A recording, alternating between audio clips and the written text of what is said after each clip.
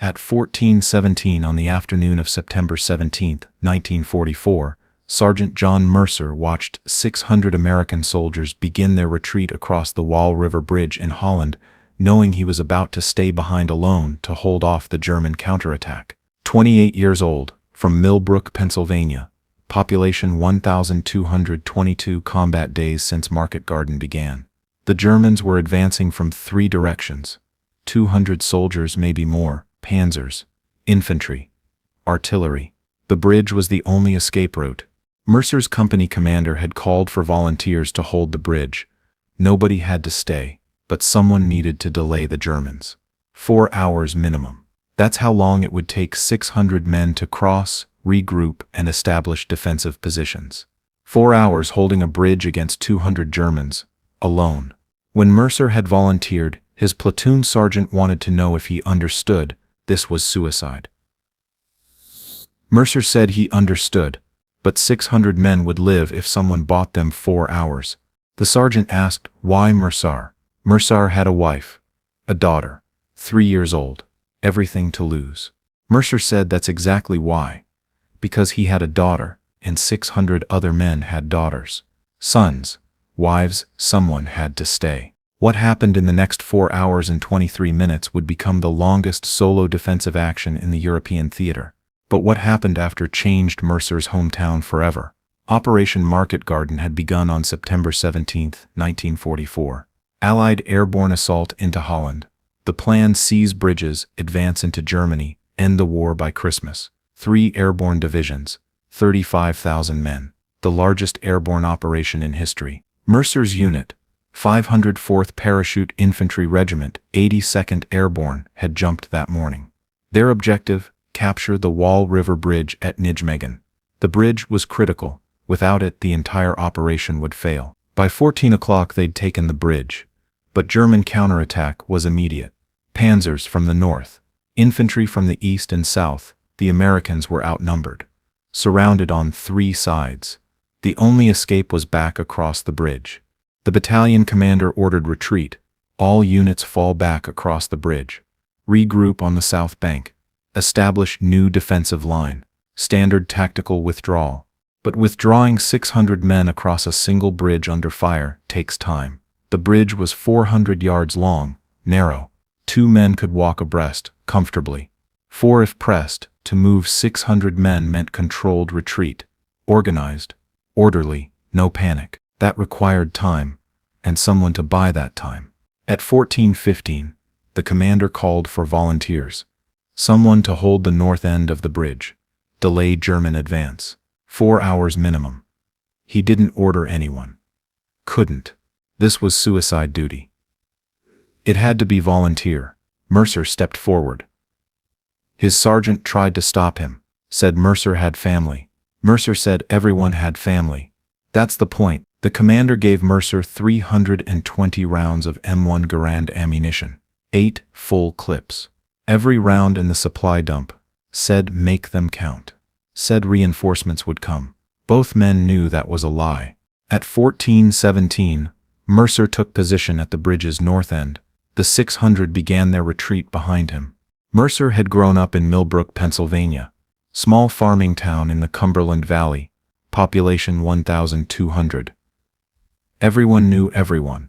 Mercer's father ran the general store. His mother taught school. Mercer had married his high school sweetheart, Ellen, in 1941. Their daughter Sarah was born in 1941. When Mercer enlisted in 1942, Ellen made him promise to come home. He promised, meant it, wanted nothing more than to keep that promise. But September 17, 1944, at 14:17, Mercer knew he probably wouldn't keep it. The German advance reached Mercer's position at 14:23. The first soldiers appeared 300 yards north. Infantry. Maybe 40 men. Advancing cautiously, they'd seen the American retreat, knew the bridge was vulnerable.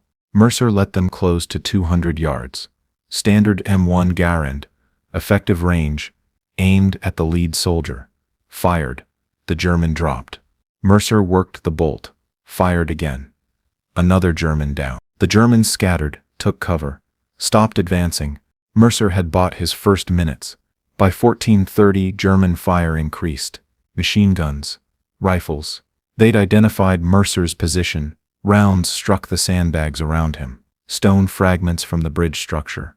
Mercer kept low, returned fire selectively, didn't waste ammunition. At 1435, Germans attempted to flank, squad-sized element moving along the riverbank east of the bridge, trying to get behind Mercer's position. Mercer spotted them, fired 3 rounds, hit 2 Germans. The flanking attempt stopped. At 1442, Mercer checked behind him. The American retreat continued. Maybe 400 men had crossed, 200 still waiting. The line moved slowly. Organized. No panic. His job was working. At 1450, German artillery opened fire. Mortars. 81 mm. Shells landed around Mercer's position, close but not direct hits. Germans were ranging, adjusting fire. Next salvo would be accurate. Mercer relocated, moved 30 yards west along the bridge, found new cover. The artillery struck his previous position. Direct hits. If he'd stayed, he'd be dead.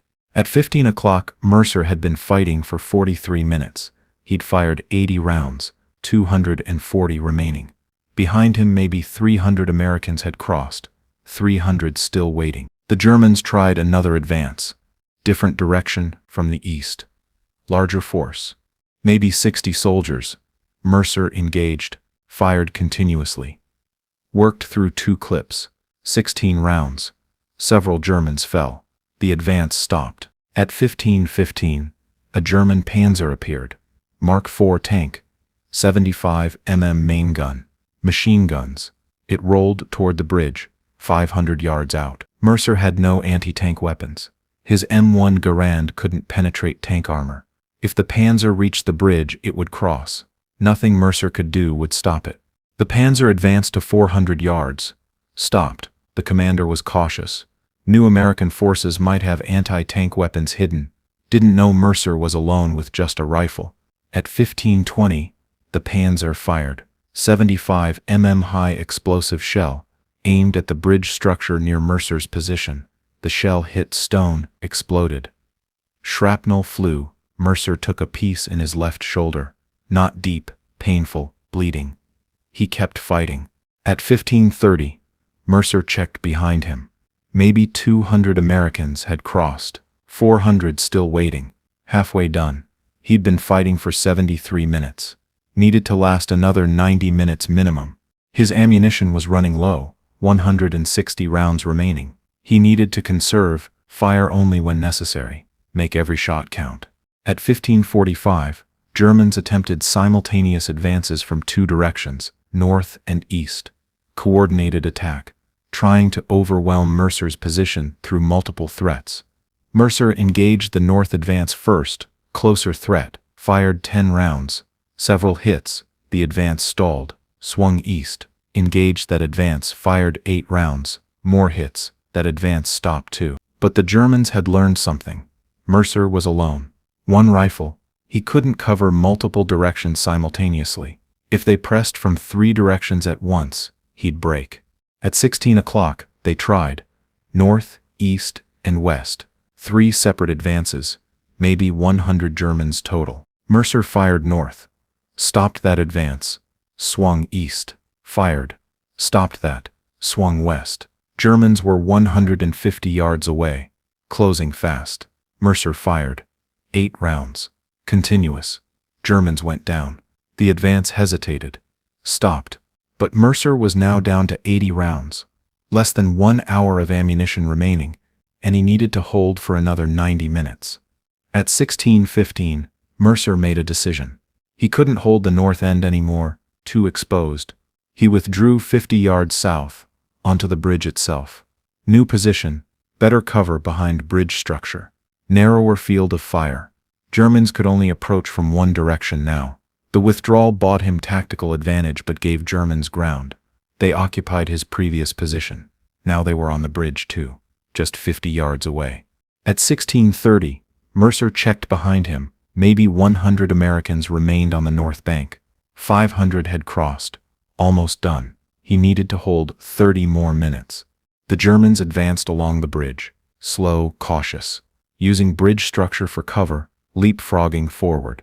Professional tactics. Mercer engaged them, fired single shots, forced them to cover, slowed their advance, but he was burning ammunition, down to 50 rounds. At 16:45, the last Americans crossed. All 600 were now on the south bank. Safe. Mercer's job was done. He could retreat now. Except he couldn't. The Germans had advanced to 30 yards from his position. If he stood up to run, they'd shoot him. He was pinned. At 17 o'clock, Mercer had been fighting for 2 hours 43 minutes. He'd held the bridge, saved 600 men. But now, he needed to save himself. He had 40 rounds remaining. Germans were 30 yards away. Closing, he could hold them for maybe 20 more minutes. Then he'd be out of ammunition. Then he'd die. At 17:15, Mercer heard something. Engines. American engines. Shermans. 3 tanks approaching from the south bank. Reinforcements finally arriving. The Shermans opened fire. 75 mm guns. Machine guns. Engaged the Germans on the bridge. The Germans retreated, pulled back, gave ground. At 17:23, American infantry crossed the bridge from the south, coming to relieve Mercer. He'd held for 3 hours 6 minutes. He'd done it, but the fighting wasn't over. Germans still controlled the north end, still had that panzer. The Americans needed to secure the bridge completely. Mercer joined the counterattack. Despite his shoulder wound, despite exhaustion, despite having 32 rounds remaining, he advanced with the relief force. At 17:45, they reached the north end. The Germans withdrew. The panzer retreated. The bridge was secured. At 18:40, the fighting ended. The bridge was held. 600 Americans had escaped. 0 casualties during the retreat. All because Mercer had bought them 4 hours. Mercer collapsed. Blood loss, exhaustion, shock. Medics treated his shoulder wound, bandaged it, gave him water, asked how long he'd been fighting. Mercer said, 4 hours, maybe 5. Lost track of time. The medics said he'd held alone for 4 hours and 23 minutes, against 200 Germans. With 320 rounds of ammunition, he'd fired 288 rounds, 32 remaining. The battalion commander arrived. Colonel Hayes. He wanted Mercer's story. Full debrief. Mercer explained. The volunteer. The position. The advances. The withdrawals. 4 hours of fighting. Hayes asked how many Germans Mercer had killed. Mercer said he didn't count, just shot at anyone advancing. Stop them, that's all. Hayes said conservative estimate based on German casualties found 37 Germans killed, 60 plus wounded, all by one man with one rifle. 4 hours. Hayes recommended Mercer for the Medal of Honor. The recommendation went up the chain. By November 1944, it was approved. But before the medal ceremony, something happened in Millbrook, Pennsylvania. News reached home by letter. Mercer's company commander wrote to Ellen, explained what her husband had done. 600 men alive because Mercer stayed behind. 4 hours alone against 200 Germans. Ellen shared the letter with Mercer's father. He shared it with the mayor. The mayor shared it at the town council meeting. By the end of the week, everyone in Millbrook knew. The town council met on November 3, 1944, discussed how to honor their son. Standard memorials weren't enough. Plaque, monument. Those felt inadequate for what Mercer had done. Someone suggested naming a street after him.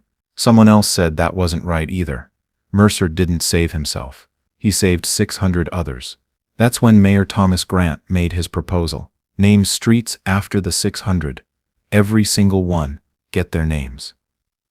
Find out where they're from, what they did. Put their names on street signs. Forever. The council voted unanimously. Millbrook would rename every street in town. 600 soldiers, 600 streets. The only town in America where every street honored the men one of their sons had saved. The project took 2 years. The army provided the names. All 600 soldiers who'd retreated across that bridge. Their ranks, hometowns, ages. The town council assigned names, tried to match soldier backgrounds to street locations. Farmer soldiers got streets near farms. City soldiers got downtown streets. Young soldiers got streets near the school. By 1946, every street in Millbrook had a new name. Not First Street or Main Street. Names like Private Robert Chen Street, Brooklyn, age 19. Corporal Thomas Hayes Street, Boston, age 23. Lieutenant James Walker Street, Chicago, age 25. 600 streets, 600 names, 600 stories. Mercer received his Medal of Honor in December 1944, returned home in January 1945. Saw the street signs, didn't know what to say. His own street was named Private First Class Anthony Russo Street, Philadelphia, age 20. Mercer lived on a street named after someone he'd saved. That felt right. Over the years, some of the 600 visited Millbrook, wanted to see the street named after them, wanted to thank Mercer, wanted to meet the man who'd bought them 4 hours to live. They came individually at first. By the 1950s, they started coming in groups, annual reunions, meeting in the town that honored them, walking streets bearing their names. By 1970, the reunions drew hundreds, veterans from across America, coming to Millbrook, walking streets, reading names, remembering friends who'd been there, honoring the town that remembered. Mercer attended every reunion, shook every hand, remembered as many names as he could, said the same thing to each veteran. You'd have done the same for me. Most said yes. They would have. But Mercer was the one who actually did it. John Mercer died in 1994 at age 78. His funeral in Millbrook drew over 400 people. 200 were veterans of the Waal River Bridge, men he'd saved 50 years earlier, men who'd lived full lives because Mercer had given them 4 hours.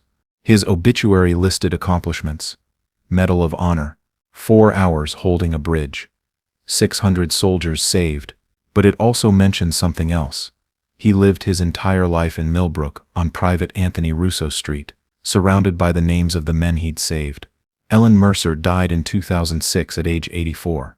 Sarah, their daughter, still lives in Millbrook. On Private Chen Street, she walks through town reading names, remembering her father's story. Today, Millbrook still has 600 streets with soldier names. The signs are maintained, replaced when damaged. The town council made a permanent commitment.